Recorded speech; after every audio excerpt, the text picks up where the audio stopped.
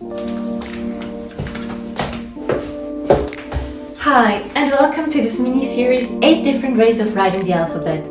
My name is Patrizia, I'm a calligrapher and stationery designer based in Switzerland.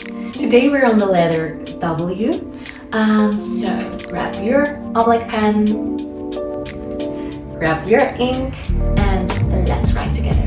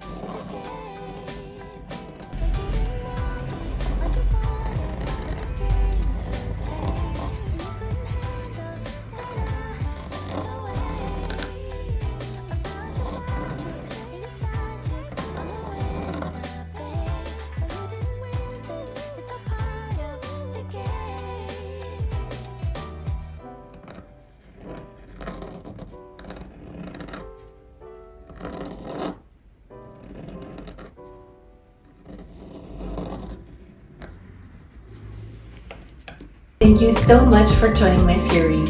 I hope you liked the W. Let me know which one you like best. And as always, if you like my letters, please grab my free tracing worksheet. The link is in the description below.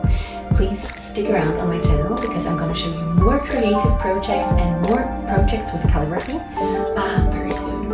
I wish you a beautiful